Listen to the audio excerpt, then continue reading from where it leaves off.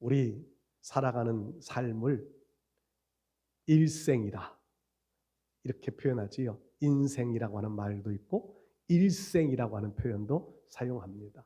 한 번 산다는 거지요. 한 번밖에 살 수 없는 것이 어떻게 보면 참 안타깝다는 생각이 들기도 합니다.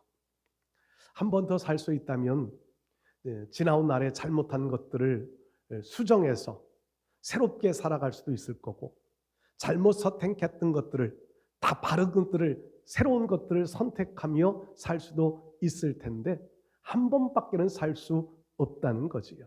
근데 그 한 번밖에 살 수 없는 인생을 우리는 할 수만 있으면 성공을 향하여 달려가고 성공하고 싶어 하는 욕망들을 가지고 살아갑니다. 누구나 다 성공하고 싶은 마음들을 가지고 살지요. 그러나 모두가 다 성공하는 것은 아닙니다. 잠언의 말씀에 나오는 대로 7번 넘어질지라도 또 일어서 8번을 도전할 수 있는 것. 믿음의 백성들도 믿음의 마음 때문에 다시 일어나 도전할 수도 있겠지만 성공을 향한 욕망이 강한 사람들이 그렇습니다. 7번 넘어져도 또 일어나 또 다시 도전하는 것은 성공하고 싶은 욕망 때문입니다. 이게 마음의 문제이겠지요. 어느 분이 이런 글을 써놓은 것을 봤어요. 똑같은 바다 위에 떠 있는 배가 어떤 배는 동쪽으로 향하여 갈 수도 있고 어떤 배는 서쪽으로 향하여서도 간다는 겁니다. 같은 바람이 불고 있는데 방향이 전혀 다른 방향으로 갈 수 있는 것은 배에 달린 조그만한 키, 배 뒷공기에 있는 키가 물결의 방향을 바꾸기 때문에 배가 방향을 동쪽으로도 갈 수 있고 서쪽으로도 갈 수 있다는 것을 이렇게 기록해 놓았습니다.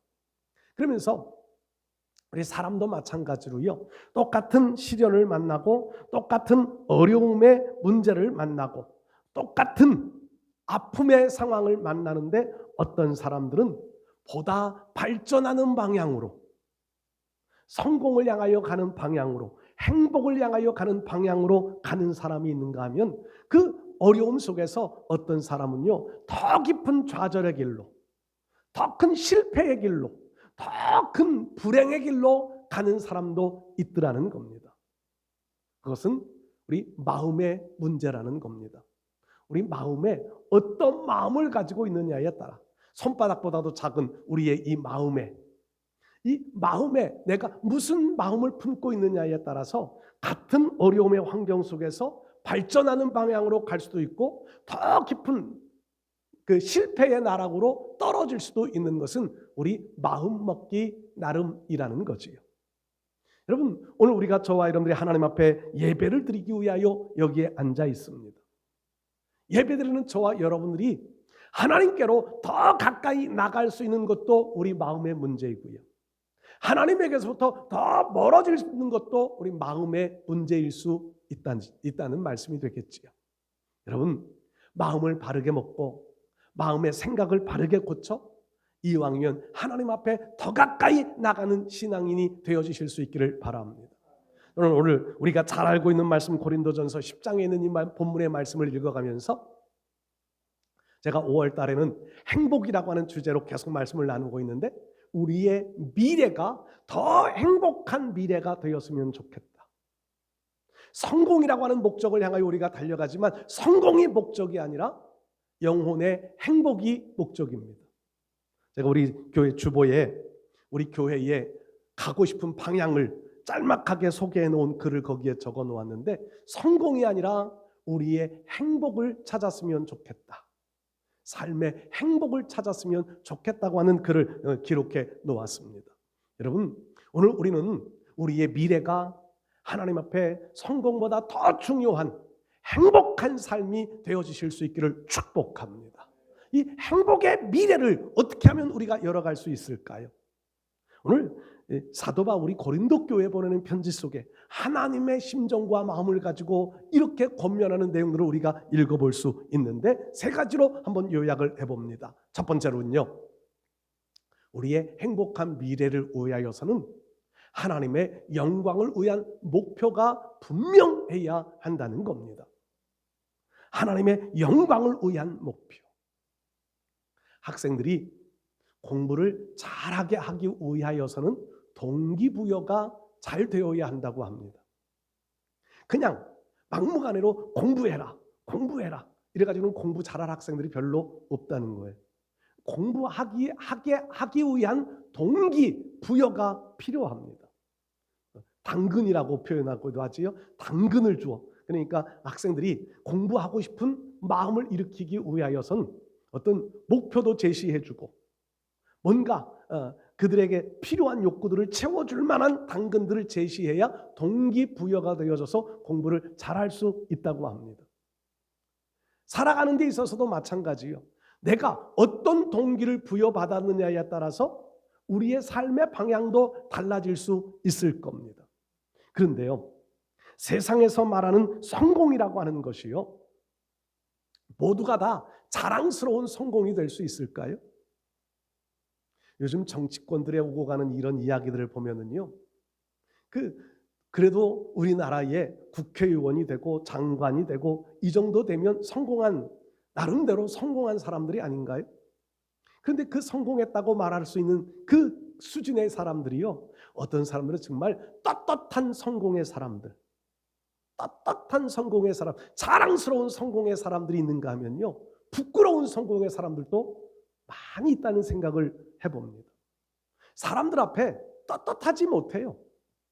자기의 지위에 있는 것, 그 지위 자체는 자랑스럽겠지요. 그런데 그 지위에 올라 그 지위에서 행하는 행동들이 다른 사람들에게 떳떳하지 자랑스럽지 못한 사람들이 많아요. 이건 부끄러운 성공입니다. 여러분들, 저와 여러분들이 신앙생활을 하면서 부끄러운 신앙생활을 하지 않아야 할 줄로 믿습니다. 빌립보서 말씀 보면 사도 바울은 어떤 일을 하든지 내가 부끄럽지 않기를 원한다고 하는 고백을 해요. 부끄럽지 않은 신앙생활이 되어져야 합니다. 그 부끄럽지 않은 신앙생활을 위한 가장 중요한 것이 뭐냐 하면 하나님의 영광을 나타내는 삶입니다. 하나님의 영광은요, 동기에서 과정에서 결과까지 모든 것이 하나님 마음에 합당할 때 하나님께 영광이 되어집니다. 세상 기준은 아니에요. 하나님이 보실 때의 출발이 좋아야 되고 하나님이 보실 때의 과정이 좋아야 되고 하나님이 보시기에 결과도 좋아야 합니다. 그 결과는 다 잘 되는 것만이 결과는 아니에요. 예수님 십자가에 달려 돌아가시는 일은 하나님의 계획이었고 하나님의 완성품입니다. 사람이 볼 때는 실패인 것처럼 보여져요. 그러나 하나님이 보실 때는 가장 큰 영광스러운 일이었습니다. 우리에게도 마찬가지요. 내가 보기에 좋은 것, 내가 보기에 잘 되는 것, 내가 보기에 좋은 결과를 내는 것, 이것이 아니라 하나님이 보시기에 좋은 결과, 하나님이 보시기에 좋은 과정, 하나님이 보시기에 좋은 출발이 이루어져야 하나님께는 영광이 될 수 있습니다. 오늘 보면 31절 말씀에 그렇게 말씀하잖아요. 먹든지 마시든지 무엇을 하든지 다 하나님의 영광을 위해서 해라. 목표가 바른 목표가 되어져야 합니다. 하나님의 영광이라고 하는 목표가 분명해야 됩니다. 과정도 하나님의 영광이라고 하는 과정이 분명해야 합니다. 결과도 하나님의 영광이라고 하는 목표가 드러나야 합니다. 바울은 로마서에서 자기의 삶을 이렇게 고백해요. 살아도 주를 위하여, 죽어도 주를 위하여. 나는 사나 죽으나 주의 것이로다. 이게 하나님의 영광을 위한 삶의 모습입니다. 과거의 핍박자, 포행자, 그런 사울, 자기만을 위하여, 자기 의를 위하여 살았던 사울이 복음 증거자, 하나님의 사람 바울이 될 수 있었던 것은요, 목표가 바뀌었기 때문입니다. 과거에는 자기 의를 드러내는 목표였다면 이제는 하나님의 영광을 나타내는 목표로 바뀌어졌습니다. 삭개오 같은 사람도 마찬가지겠지요. 자기의 부와 자기의 어떤 성취하고 싶은 목표를 이루어가고 싶은 그 마음 하나만을 가지고 달려왔던 삭개오. 그 목표만을 가지고 살았을 때는 자기 동족의 피를 빨아먹는 사람의 지위를 가지게 되고요. 사람들로부터 손가락질 받고 죄인이라고 지목받고 소외받는 삶을 살아갑니다. 그러던 그가 예수님을 만납니다. 자기의 인생의 목표가 바뀌어졌고 가치관이 바뀌어집니다. 이도 아브라함의 자손이로다. 내가 오늘 너의 집에 가서 유효해야겠다. 예수님께서 삭개오의 집에 가셔서 삭개오를 부르시고 삭개오의 삶은 바뀌어집니다. 주님이 기뻐하는 영광의 사람으로 바뀌어질 수 있었던 거지요. 우리 사랑하는 성도 여러분들, 저와 여러분들의 삶의 모습들 속에서도 목표가 하나님의 영광을 나타내는 목표로 분명하게 바뀌어지실 수 있기를 축복합니다. 우리의 삶이 하나님의 영광을 목표로 한다면요, 우리의 미래는 분명히 영적인 신앙의 행복을 누리는 미래가 펼쳐져 갈 수 있을 줄 믿습니다. 두 번째로요, 우리가 행복한 미래를 위하여서는 하나님의 나라를 위한 희생정신이 필요합니다. 희생하는 삶을 살아가야 한다는 거지요. 여러분,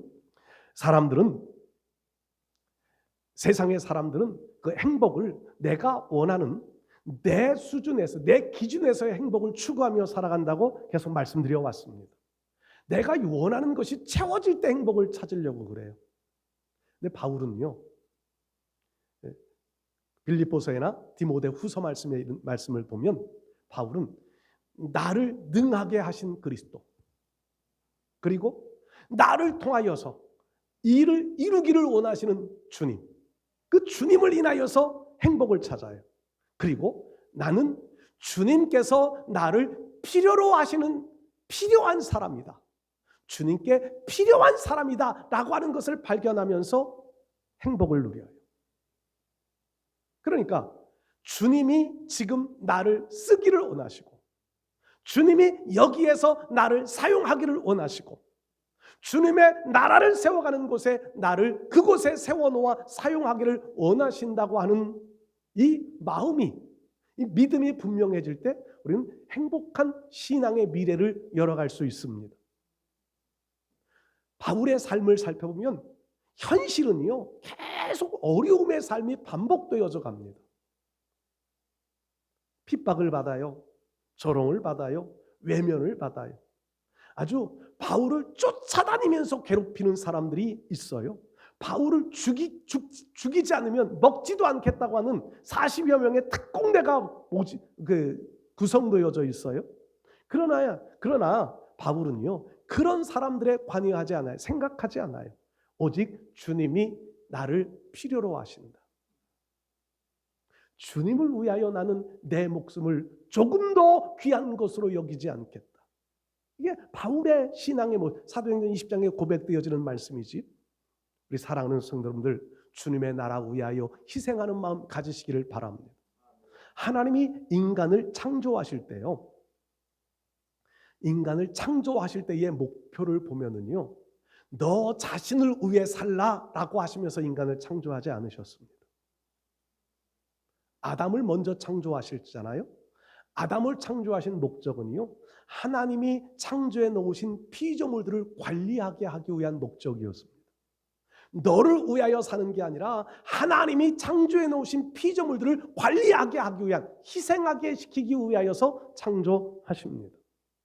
후에 하와를 또 창조하잖아요. 하와를 창조할 때 하나님이 뭐라고 말씀하시나요? 아담이 홀로 사는 것이 좋게 보이지 않아.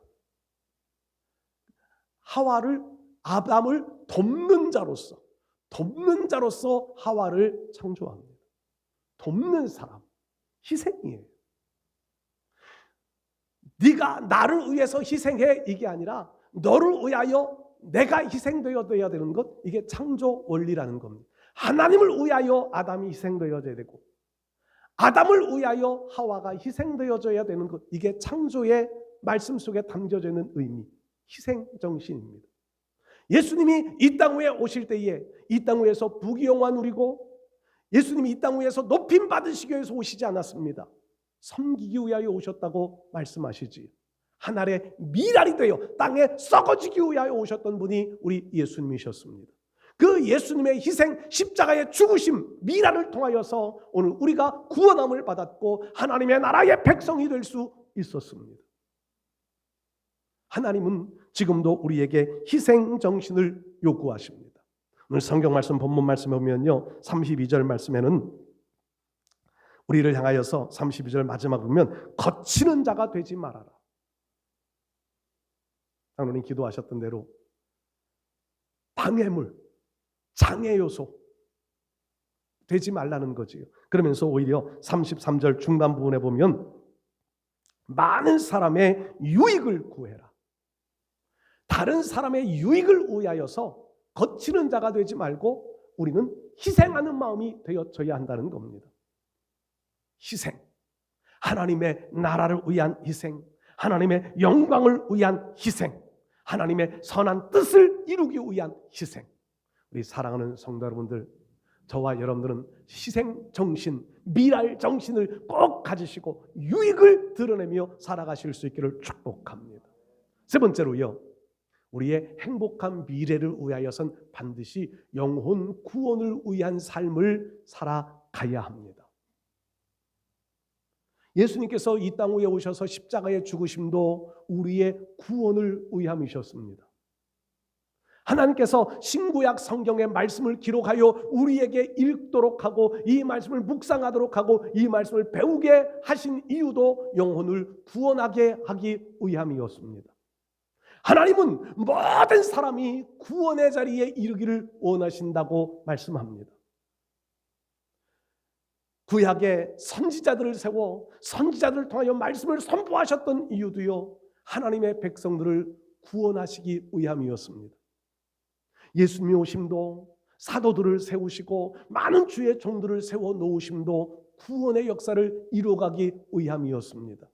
오늘 마지막 33절 마지막 부분에 보면 그렇게 기록해요. 그들로 구원을 받게 해라. 여러분들 자신은 지금 구원받은 하나님의 백성으로 살고 계십니까? 구원받은 백성으로 살아야 진짜 행복한 사람이 될 수 있습니다. 그리고 나를 통하여 또 다른 사람들을 구원의 길로 이끌어가고 계신가요? 나를 통하여 구원의 열매를 맺을 수 있어야 진짜 행복한 사람이 될 수 있습니다.